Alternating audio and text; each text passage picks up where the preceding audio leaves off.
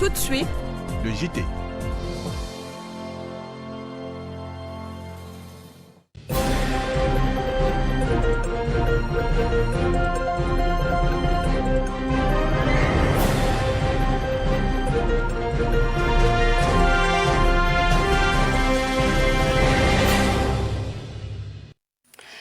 Mesdames, Messieurs, bonjour à toutes et à tous et merci d'être au rendez-vous pour le journal midi de la chaîne citoyenne.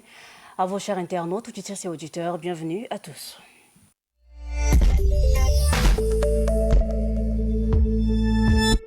Politique à l'entame de cette édition d'information, à l'heure où le Tchad cherche à renforcer les fondations d'une gouvernance de proximité, le séminaire national sur la décentralisation amorce une dynamique de clarification des rôles institutionnels. Pour son deuxième jour, les participants se sont penchés avec rigueur sur les attributions des élus locaux dans le nouveau dispositif de la décentralisation. Madilem Alphonsine était de la partie, elle nous rapporte les choses vues et entendues. Après une première journée consacrée aux grandes lignes des responsabilités partagées entre les différents acteurs de la décentralisation, les travaux de ce deuxième jour ont mis l'accent sur 3 thématiques majeures: le cadre juridique et institutionnel de la décentralisation au Tchad, le rôle et les responsabilités des collectivités autonomes et le positionnement du représentant de l'État auprès de ces collectivités. Ces thématiques visent, dans leur essence, à définir clairement le statut juridique, les prérogatives et les missions dévolues aux autorités locales afin d'éviter tout achèvement ou conflit de compétences. Et je crois que les interventions sont axées beaucoup plus, n'est-ce pas, sur le rôle, sur le cadre juridique, n'est-ce pas, de la décentralisation au Tchad et la mission aussi des acteurs. Les informations que nous avons apprises de ces différents thèmes sont appliquées et que les séminaristes s'approprient, n'est-ce pas, ces informations. La décentralisation va bien prendre son envol. Décentralisation est même le colonne vertébrale du développement local. Alors si l'État a bien voulu organiser, c'est pour dire que l'État veut que les choses marchent comme il le faut. Il faut que la décentralisation soit en réalité établie au Tchad comme la clé du développement local. Dans cette perspective, il a été rappelé que l'État, bien qu'incarné localement par les élus, conserve un devoir de supervision. Les réflexions ont ainsi permis de mettre en lumière les mécanismes de contrôle administratif, en particulier la nécessité d'un suivi rigoureux de l'exécution des politiques publiques et d'une redevabilité accrue des représentants vis-à-vis de leurs administrés. Les participants ont également été édifiés sur les droits des populations à évoluer, voire à révoquer leurs élus en cas de défaillance manifeste. Un principe démocratique qui, s'il venait à être pleinement appliqué, renforcerait la confiance des citoyens dans l'édifice institutionnel. Il faut noter que ce séminaire ouvre la voie à une gouvernance plus inclusive, fondée sur la participation active des collectivités, tout en imposant aux élus une obligation accrue de résultats et de transparence. Alphonsine, merci. Nous restons toujours sur place au ministère des Affaires étrangères où le séminaire national sur la décentralisation, ouvert le 21 juillet dernier, soulève déjà de nombreuses interrogations. À l'issue de la deuxième journée, des irrégularités, j'arrive notables entachent l'organisation des travaux, notamment l'absence flagrante de la représentativité féminine dans les instances dirigeantes du séminaire. Ferida était aussi de la partie, son reportage. La promesse d'une décentralisation harmonieuse se heurtait à une réalité bien moins réjouissante. Dès la constitution du Présidium par le Premier ministre, l'absence totale des femmes dans cette instance a provoqué un vif émoi au sein de l'assistance. Une dissonance majeure avec la politique du genre que le gouvernement ne cesse pourtant de mettre en avant, notamment en matière de quotas et de participation, équilibrée dans les instances décisionnelles. Dans la salle multimédia, théâtre principal des assises, le constat est sans appel. La présence féminine demeure marginale, tant en nombre qu'en influence. Quelques femmes, certes, ont pris place parmi les participants, mais la plupart restent cartonnées à un rôle passif, presque effacé. Interrogée sur le déséquilibre, l'une d'entre elles n'a pas manqué d'exprimer sa déception. Majoritairement, c'est des hommes. Et il y avait une femme, ils ont quand même mis une femme, et nous avons revendiqué Nous avons revendiqué par rapport au quota de 30. Alors, le président nous a compris, il nous a demandé après d'ajouter les femmes. Et là, on a ajouté 2 femmes. Les hommes sont trop gourmands. Ils n'appliquent pas le 30% de 30 là. Le quota de 30 là. Chacun arrache, entre eux, ils se partagent le pouvoir.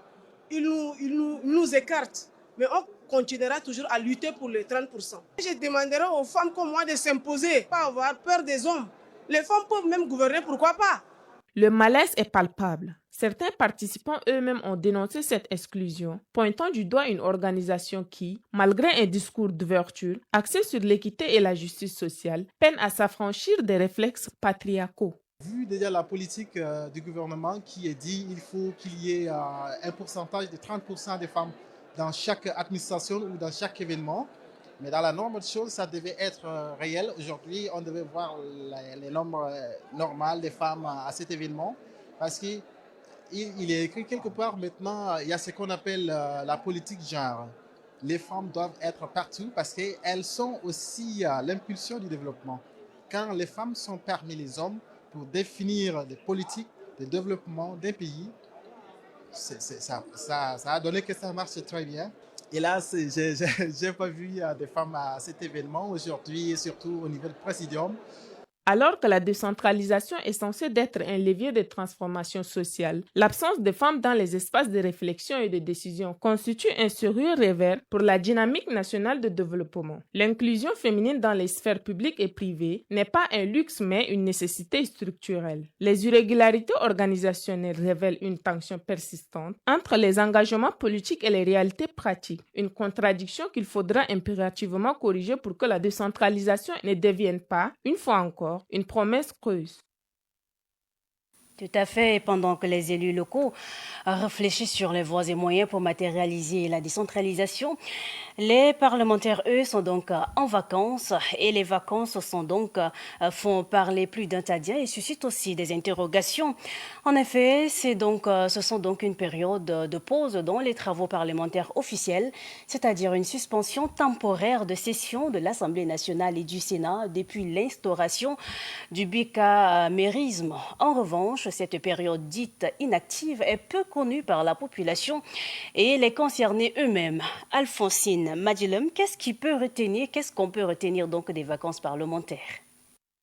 Selon le calendrier fixé par le règlement intérieur du Parlement tchadien, il est prévu 2 sessions ordinaires dans l'année. Ces sessions se déroulent du mois de mars à juin et d'octobre à décembre. Entre ces sessions, il y a une période dite de vacances parlementaires. Elle peut durer quelques semaines à plusieurs mois. Pendant cette période, aucune session plénière, ni proposition du moins, vote de loi, ni débat parlementaire officiel ne se tiennent. Djokombé François, le 6e vice-président à l'Assemblée nationale, explique. Donc les vacances parlementaires sont des périodes entre griffes de repos pour les députés où vous n'avez pas de plénière, vous n'avez pas on appelle ça l'intercession. Donc vous n'avez pas d'activité au niveau de l'hémicycle, au niveau du Parlement. Mais cela n'empêche que véritablement, le député, comme vous le savez, il est beaucoup plus sollicité dans la société au niveau de sa base, le député comme le sénateur, sollicité au niveau de sa base. Donc, ce n'est pas forcément une période de repos. Donc, les vacances parlementaires sont encadrées donc par la Constitution, mais aussi il y a le règlement intérieur de l'Assemblée nationale et puis du Sénat également qui appuie. Donc, nous avons au niveau de l'Assemblée nationale et du Sénat 2 vacances par an. Mais il est difficile de cerner la compréhension de ces termes les plus élémentaires au sein des politiques publiques tchadiennes. Tout porte à croire que ces institutions ne communiquent peu ou pas sur leurs activités parlementaires. Ce déficit de communication pénalise les actions des législateurs, gouvernementales et présidentielle. À la question de savoir quelles sont les activités prévues pendant cette période, le 6e vice-président Djokombé François justifie. Cette période-là, le député gère sa vacance ou ses vacances comme il le peut. Le député ou le sénateur, chacun est libre d'aller dans... Bon, en général, il est conseillé d'aller au village, d'aller vers la base, etc., etc. Mais le député n'est pas n'a pas un mandat impératif, c'est-à-dire que votre village ou bien votre province ne va pas vous condamner pour dire pourquoi vous ne venez pas forcément vers nous parce que c'est les vacances. Dans une démarche de redynamisation et de réformes institutionnelles entamées par les autorités du pays, il est crucial de comprendre le fonctionnement des administrations publiques, ce qui permet d'instaurer un système de gouvernance rigoureuse, de contrôle des actions et de situer les responsabilités à différents niveaux. Les parlementaires eux-mêmes doivent entreprendre les initiatives en vue de rendre publiques leurs activités. Ceci dans le but de permettre au public de mieux comprendre ce qu'ils font à l'hémicycle de l'Assemblée nationale et du Sénat.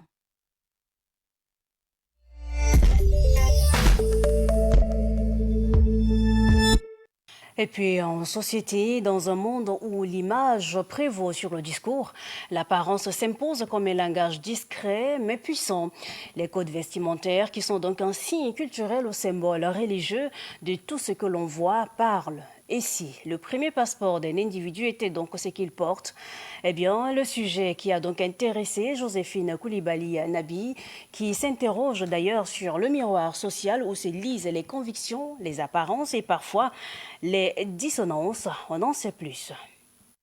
De la sphère politique à l'activisme, les figures publiques maîtrisent leur image comme un langage. Costumes bien taillés, lunettes rondes, foulards identitaires, chaque détail est porteur de sens. Dans une époque dominée par l'image et l'immédiateté, l'apparence n'est plus un détail secondaire. Elle s'impose comme un outil de communication, une carte d'identité sociale, voire une forme d'engagement. Ce n'est pas l'habit qui fait l'individu, mais c'est souvent par l'habit qu'il est reconnu, jugé, respecté ou rejeté. Dans nos sociétés religieuses, l'apparence vestimentaire occupe une place complexe. À la croisée du sacré et du symbolique, elle peut être un miroir fidèle, reflet extérieur de valeurs profondément enracinées. Le vêtement religieux, qu'il s'agisse d'un habit monastique, d'un voile, d'une tunique ou de tout signe distinctif, incarne souvent une posture intérieure, un choix spirituel, voire un engagement existentiel. Par lui, on se reconnaît et on se regroupe. C'est une forme de langage silencieux mais puissant qui aide à identifier, à comprendre les appartenances et à créer du lien communautaire et souvent rituel. Mais dans cette même société religieuse, de par nos constats, l'apparence peut être un masque habile, utilisé consciemment ou non pour cacher, travestir ou renforcer une image qui ne correspond toujours pas à la réalité profonde.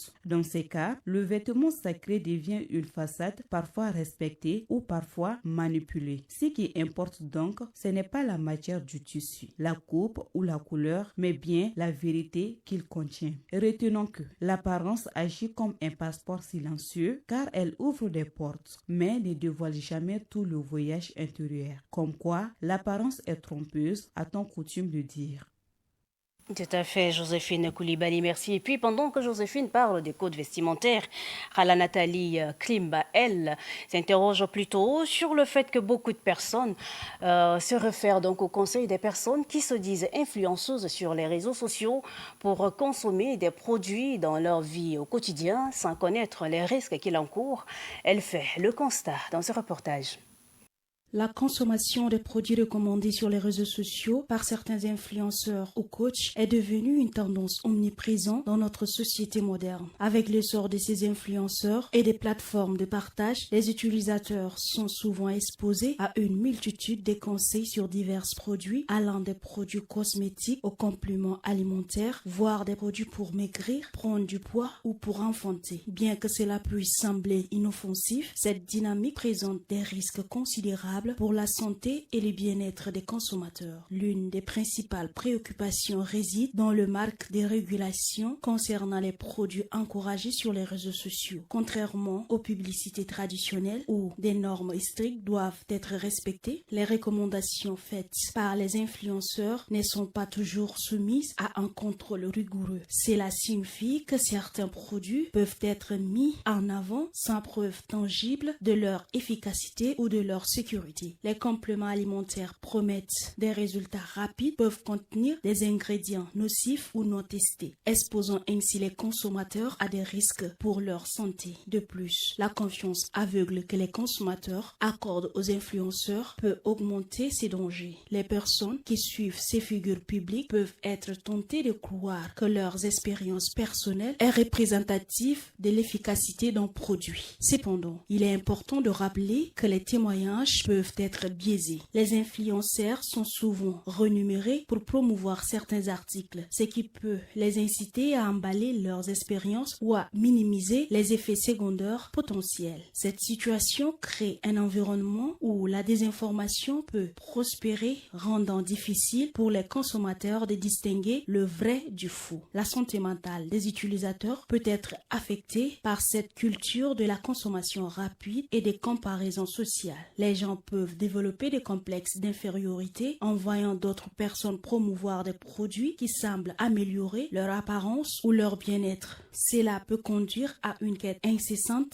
des solutions miracles, souvent au détriment de leur santé physique et mentale. Les consommateurs sont interpellés à l'importance de faire leurs propres recherches avant d'adopter de nouveaux produits. Cela inclut la vérification des ingrédients, la recherche d'avis d'experts et la consultation des sources fiables. De plus, les plateformes de réseaux sociaux pourraient jouer un rôle actif en régulant les contenus sponsorisés et en exigeant davantage de transparence de la part des influenceurs concernant leurs partenariats. Nous y reviendrons avec plus de détails dans nos prochaines éditions avec l'avis de nos spécialistes.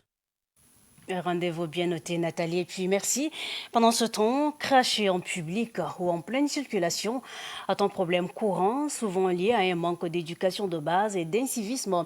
Ce comportement est particulièrement visible dans les grandes villes comme Djamena et engendre un inconfort ainsi qu'une insalubrité sans pareil.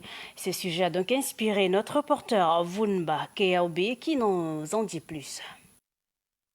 Le crachat en public est un phénomène fréquent au Tchad, que ce soit dans les rues, les bus et les lieux publics comme les marchés et les centres de santé. Ce comportement est souvent attribué à un manque d'éducation de base et de savoir-vivre. Il convient de mentionner que le crachat en public est considéré comme un acte incivique et insalubre, qui peut gêner, autrui et potentiellement transmettre des maladies. La nécessité d'une meilleure éducation se pose donc pour changer les mentalités et réduire ce comportement. Circuler dans les rues de la capitale exige une grande attention, que l'on soit en véhicule ou à pied. Il est facile de recevoir en plein visage le crachat d'une personne. Nombreux sont ceux qui estiment que cet acte déplaise découle de l'incivisme de la population. Ce comportement peut non seulement être malsain, mais également perturber la conduite et causer des accidents. De tels comportements n'est pas acceptable dans la société. Que l'on soit sur une moto ou en voiture, il est essentiel de réfléchir aux conditions dans lesquelles on peut cracher en pleine circulation. On ne sait pas si ces personnes sont en bonne santé lorsqu'ils crachent dans les lieux publics ou en circulation.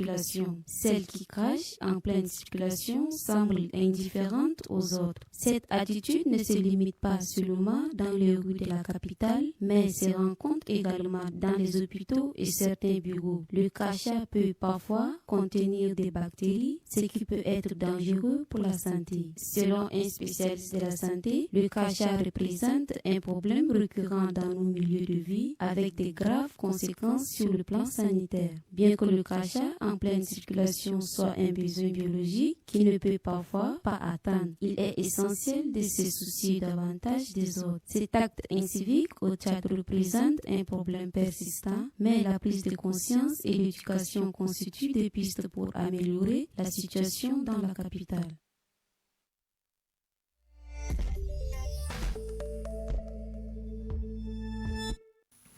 Culture dans ce journal de 13h, un vent nouveau souffle sur les contrées tchadiennes. Il s'agit ni de mutation politique, ni de révolution économique, mais bien d'un foisonnement d'événements culturels que sont donc les festivals. Chaque localité semble désormais vouloir s'affirmer par son identité culturelle propre. À première vue, l'initiative paraît donc salutaire, mais à y regarder de plus près. Ces manifestations ne cacheraient-elles pas un risque de repli identitaire dans une société déjà fragilisée par des décennies de fractures sociales? Clément de Côte-Abaï-Fouta s'est donc penché sur ce phénomène en pleine expansion. Il est bien évidemment vrai que la société est appelée à s'émanciper dans une allure de vouloir apporter un développement substantiel de manière à satisfaire ces populations qui longtemps rêvent, sinon attendent qu'on lui propose mieux. Ces derniers temps, les populations s'y sont embarquées dans l'organisation de festivals qui sont toutes rêvées d'une importance capitale quant à parler de valoriser la culture tchadienne qui, pendant plusieurs années, est complètement plongée dans les oubliettes que nous convenons d'appeler bibliothèque astreinte à un interdit. L'on sait souvent par ailleurs que les vieux détenteurs du creuset de notre trésor culturel ont été emportés par la mort sans pour autant léguer de ce qui est demeuré comme reliquant de notre richesse après avoir suivi le vol à ciel ouvert des colons. D'aucuns diront que notre société ne proposant rien d'éprouvant, il faut pour le mieux de rabattre sur l'organisation des festivals visant à exister la ferveur d'une revaloriser la culture tchadienne. Cela, par exemple, trouve le plaisir d'arborer tout ce que recèle notre territoire, fait leur fierté, malgré que chaque fin d'année de festival d'Ali propose la culture tchadienne est exotisme, mais beaucoup plus dans notre allure festive. L'on s'est trémeuse au son des tam-tams devenus silencieux faute de celui-ci profané. Par ailleurs, les ethnies se sentaient peut-être oubliées sur l'étiquette nationale, prennent leur propre initiative de se regrouper dans un festival. Vallée ressembleuse des enfants de la région. Que devra-t-il retenir après que la boisson entremêlée de sueur est coulée à gogo? Sinon, est simple démonstration des valeurs culturelles d'une région à travers un festival digne des colossales dépenses. Si un festival est le reflet d'une ethnie se voyait oublié, ne fallait-il pas orienter cette somme collective d'orienter vers des préoccupations de développement par exemple? Aussi devra-t-on saisir cette utilité pour sensibiliser surtout à inviter les jeunes par ces festivals à s'investir du mieux en faveur de leur terroir, mais également la valorisation de cette culture à travers une posture d'exotisme positive. À part Dari déjà objecté par certains artistes se disant initiateurs de ces retrouvailles, que peut-on suggérer en termes de richesse culturelle lorsqu'on pense qu'une telle allure incitait beaucoup plus à un repli identitaire, chose qui pourrait mettre en proie la cohabitation pacifique, sinon le bon vivre ensemble, gage de l'épanouissement pour un pays comme le Tchad, longtemps exposé à de nombreuses déchirures politico-sociales. Vivement que ces nombreux festivals convergent vers l'apparition d'une volonté d'ensemble de vouloir construire une société où il fait bon vivre. Plume de Côte Clément Abaïfouta avec le récit de Ndjeka Mevaris à qui nous disons merci. Le 13h de la chaîne citoyenne, c'est aussi l'actualité sportive. On en parle juste après.